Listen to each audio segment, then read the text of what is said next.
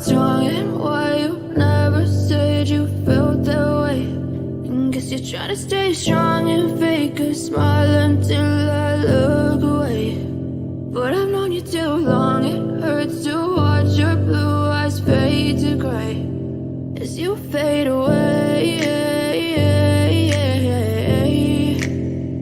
as you fade away. Yeah, I'm about to fade away, cause every time I wake up I feel like it's Monday. Something's going wrong with all the chemicals up in my brain. All of a sudden I don't look at anything the same way. Got a buildup of my thoughts sitting in an ashtray. I'm sorry that I'm so inconvenient, okay. Just let me be me and I'll stay out of your way. I can see the way you look at me, I'm such a disgrace. I never really asked to be brought into this place. You want Yo, I be jamming it. That's my song, man. That's my song. What's up, Mike? Hello, Vince. Everybody's in Europe, live from Europe. Vincent Boggs, ladies and gentlemen. Hey, what's going on, everybody? Hey, I'm rocking it here. I've been down to Munich, Passau, on the border of Austria. You know, just traveling around, running into Ukraine refugees. It's been pretty much a moment of just intense thankfulness of being an American to be able to talk to some of the refugees in the train station and just seeing all these kids just, you know, running from Ukraine, trying to find somewhere to live, somewhere to go, somewhere to reshape their lives. It's you know, it's heart-wrenching, but you realize how important it is. And that leads on to the next thing I'm going to say real quick, which is we're going to talk about the veterans that, hey, we go, there's a picture of the Ukraine, some kids that I met in the train station. You know, passed them, you know, few things, and we talked and we conversed. And I was getting ready to leave to catch my train. They said, "Hey, can we do a picture with you?" Hey, it was an honor. These two young men are trying to find their life. Their fathers and brothers are all in Ukraine, you know, fighting the cause, and they're traveling.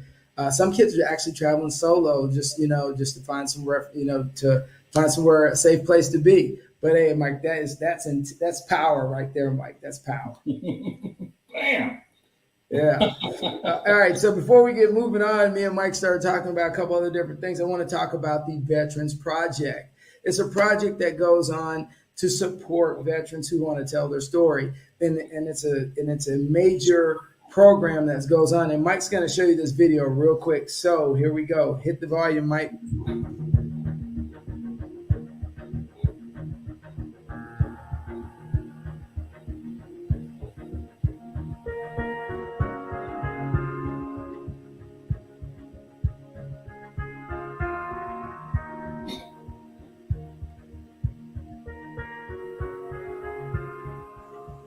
Yeah, I was in Europe.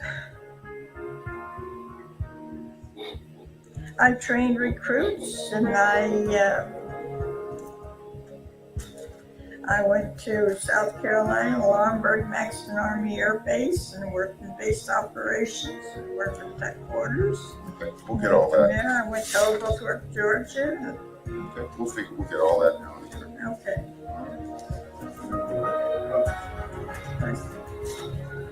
I ended up in Paris. We'll start off first. Today's date is July the 16th. Thank you. My name is Michael Serrano. We're with the Children's Coalition Incorporated in West Palm Beach, Florida. West Palm Beach, Florida. Thank you. And we are currently at Harbor Place in Port St. Lucie Correct. with Ava Appin.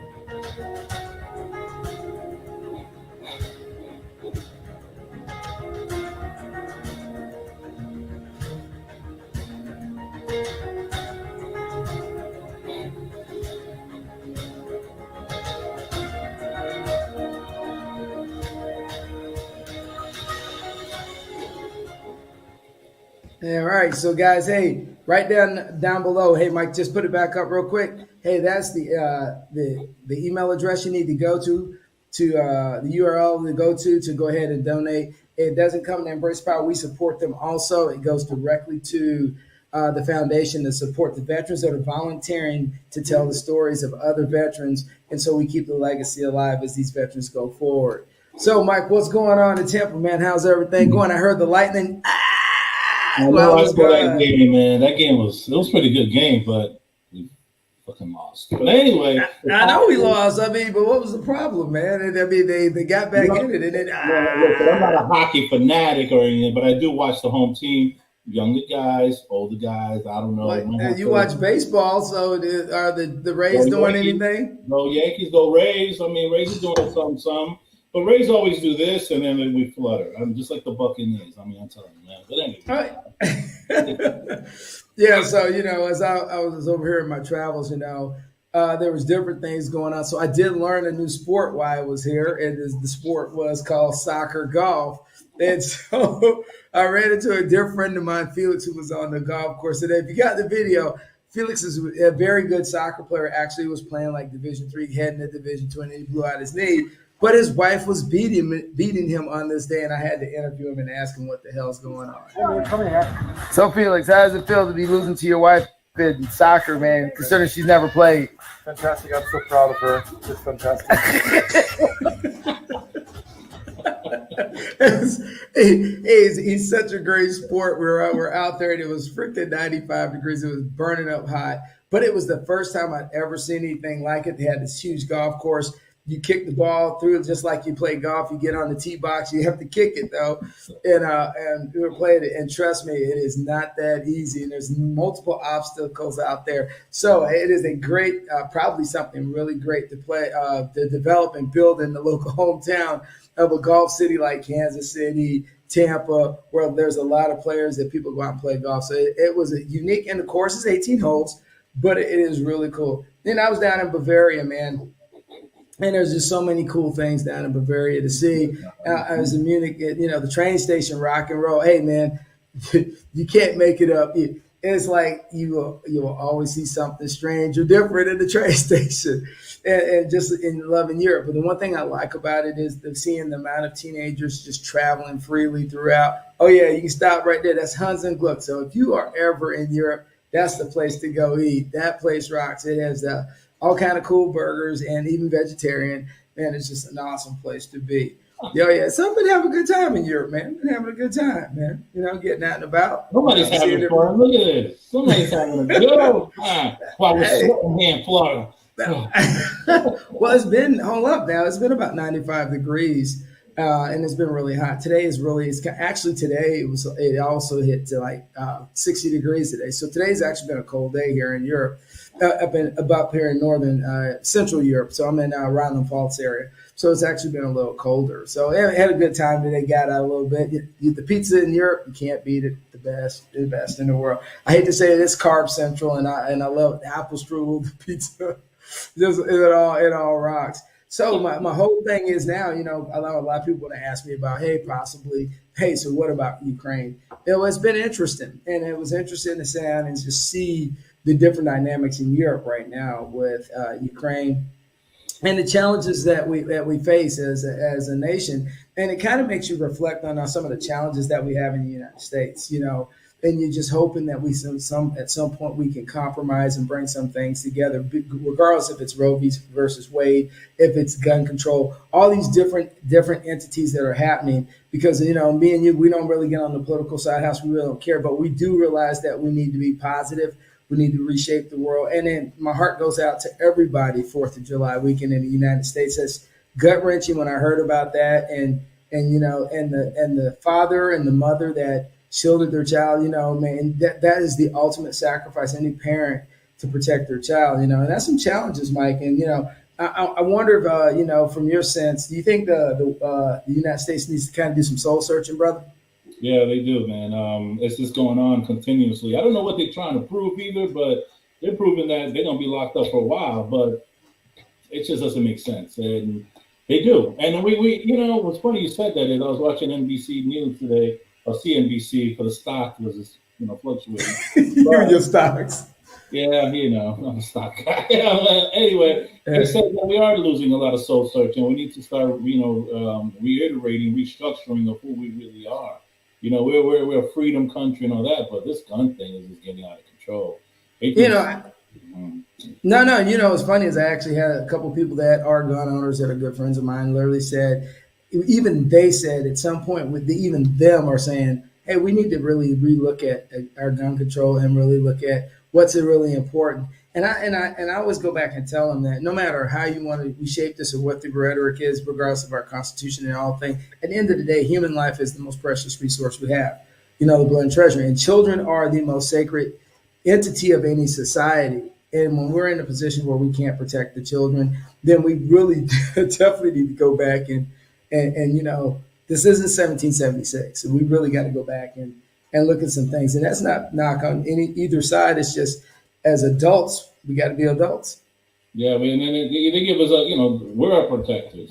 Once we reach a certain age and have children, we are the one who have to protect them. And right now, the struggle is real. It's all right now, and it's sad. That's really is sad because we want to promise them that we're going to protect them, but when bullets are flying and anybody can get an AR-15, so forth and so on, but a simple little, he hasn't been in jail, whatever, it's No, I absolutely, because we both have kids, and you definitely know, the struggle. One of the other things I found interesting that was happening this week that I saw in the news was our overall support in general as a nation, that we kind of need to look at a lot of things internally about ourselves and where we need to be going. The reason we do such a good job with our podcast and our show is that we are always trying to look at the positive side and bring uplifting moments. And I looked at the amount of shows that are on that are challenging, as I use the term.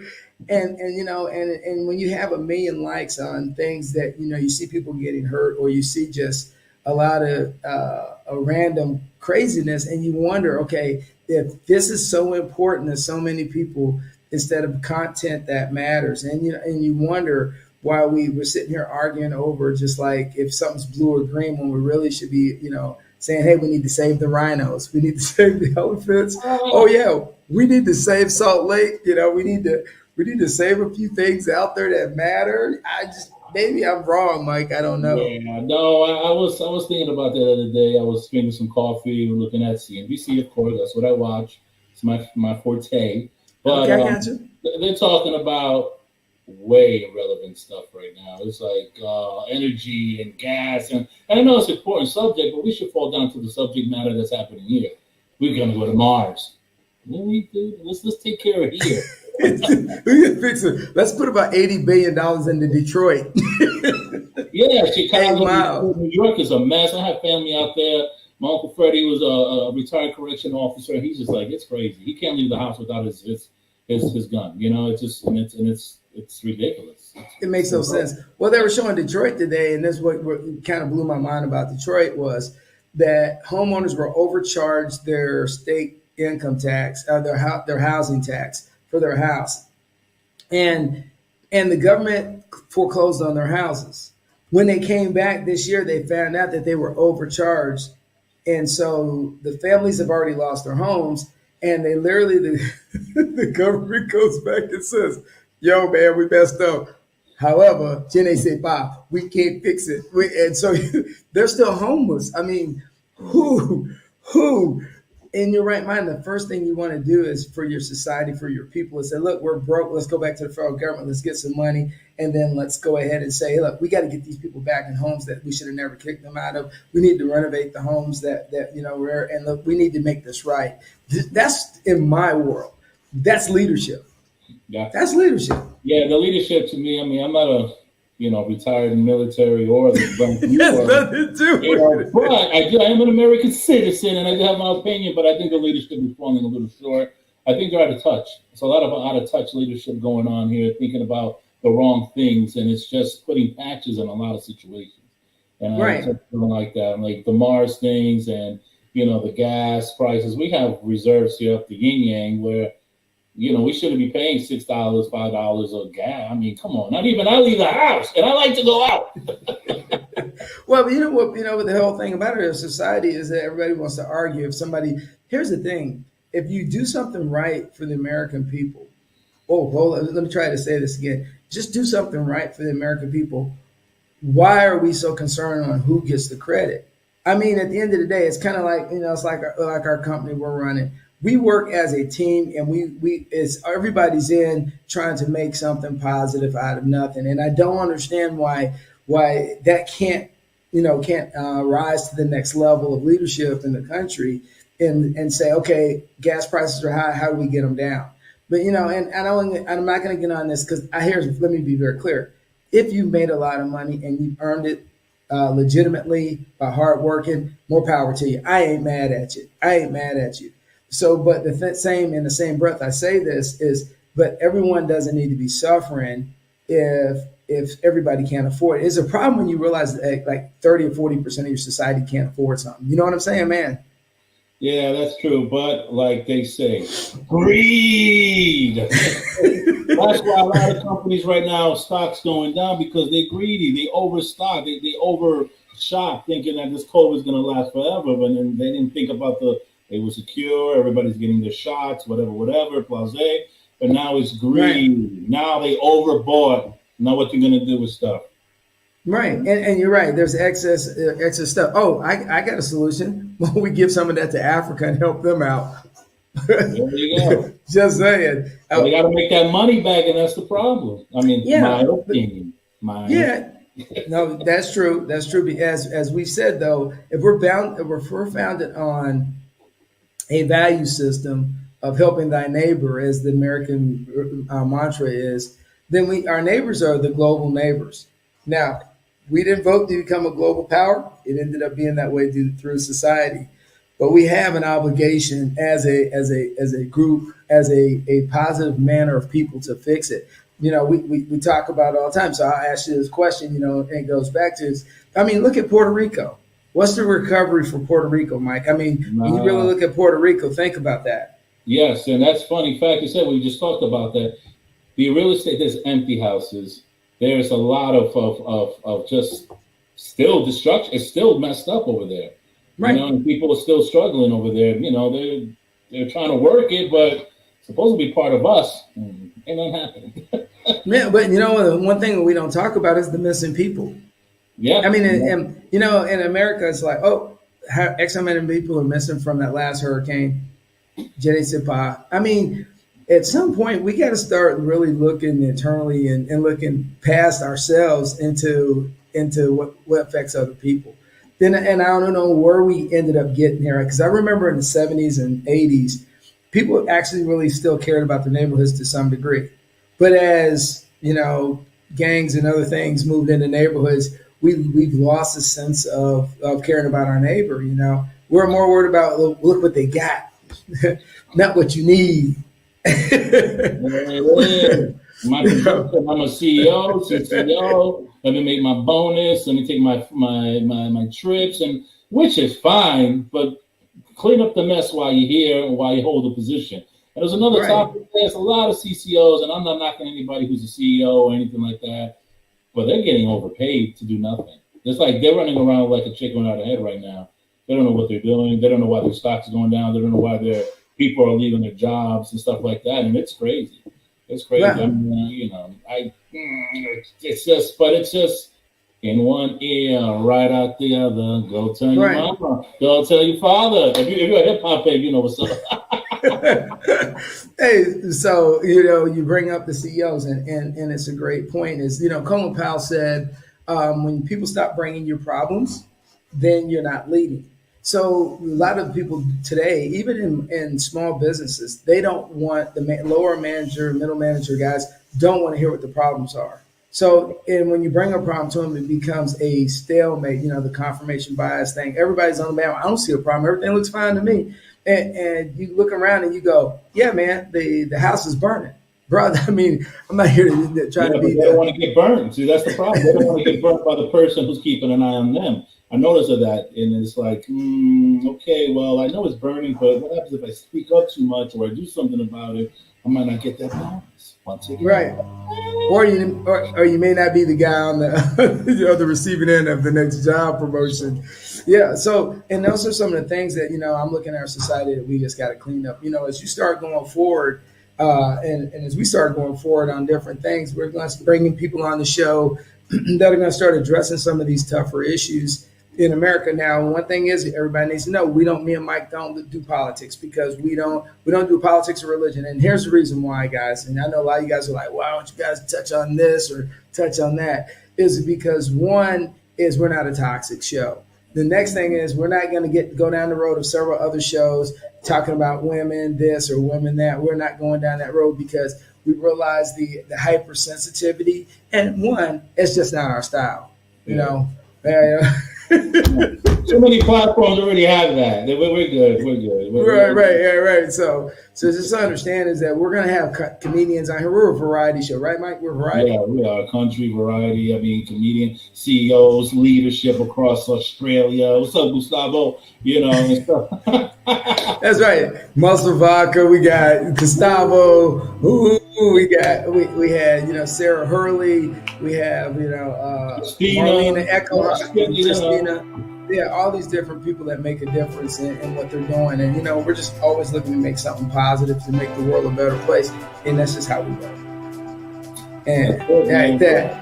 So, Mike, man, you need to come back. We got a lot of business to take care of, man. I am, man. Hey, yo, and just make sure, make sure you subscribe, make sure you like, and make sure you join the team because we're always about embracing the power. And with that being said, hey, Mike from Europe, it's been a blast, man. A great conversation. As always, I have to say, keep it rolling.